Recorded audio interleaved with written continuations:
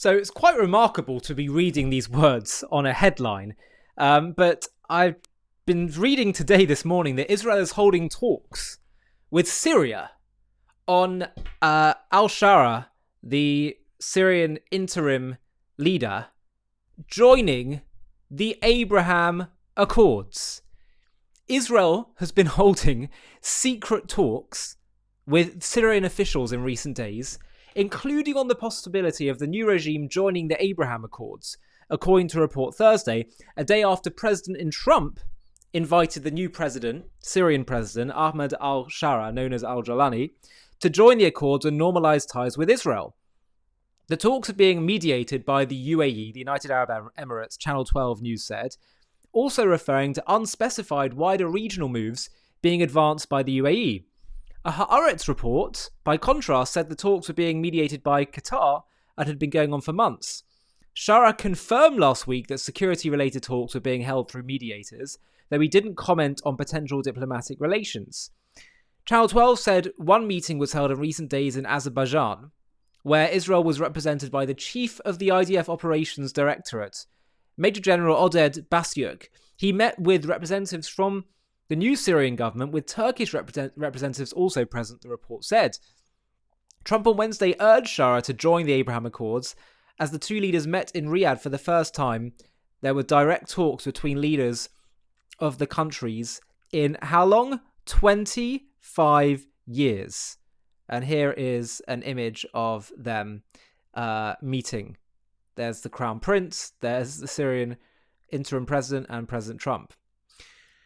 Trump later told reporters that Shara backs such a move. Quote, "I told Shara, I hope you're going to join the Abraham Accords once you're straightened out, and he said yes."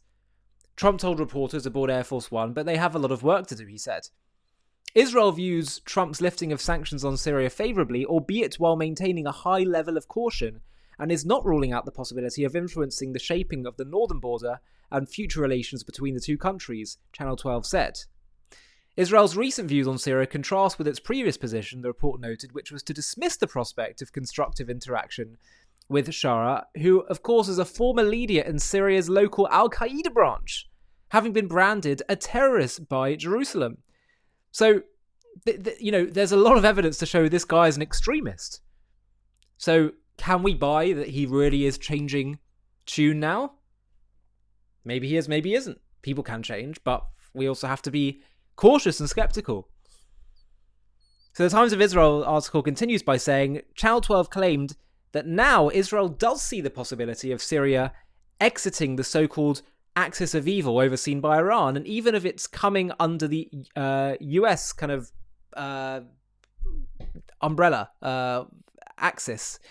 It even views such potential progress as possibly enabling a positive shift in Israel-Turkey ties, according to the report. That would also be remarkable to see, because Erdogan has been housing Hamas leaders, using inflammatory language about Israel.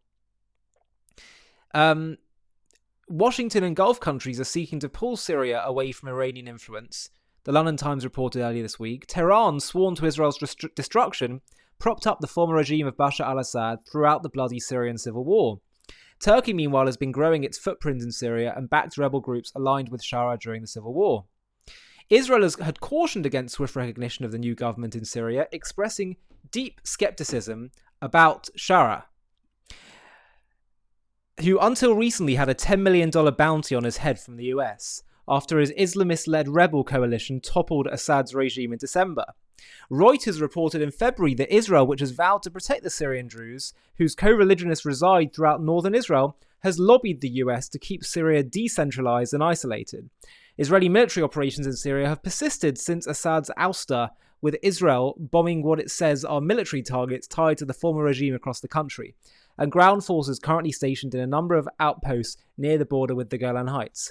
So, look, interestingly, one of the comments on this article said, we need to think outside the box. It would be a huge strategic win for us if Syria and Israel had a peace treaty like Jordan and Egypt. It would put a huge X on the Iranian axis against us and remove or at least significantly mitigate dangers to Israel from the north. We're a small country fighting on many fronts, and let's be smart. So I can see how there are people who have, mixed feelings on this, and they think maybe it could be a strategic move in thinking outside of the box. It does seem that maybe part of America's strategy, and perhaps Israel's strategy too, is to isolate Iran, isolate bad players in the region, who otherwise might traditionally be allied to these countries, and then instead they can turn the tide by drawing them in. Either way, it's very, very interesting, and it's a fast-moving situation, and so we'll for sure keep a close eye on it. Think about how much the Middle East has changed just in the last year. How Israel, by the way, is leading the way in changing so much of this. These are fast-moving times, and that is potentially a really encouraging thing. Now, before we finish, I want to show you a clip of Youness Sadagiani, who is Iranian-born, and I'll put the links to his channels in the description, but he has put out a really good video which explains what might be going on in Trump's strategy here.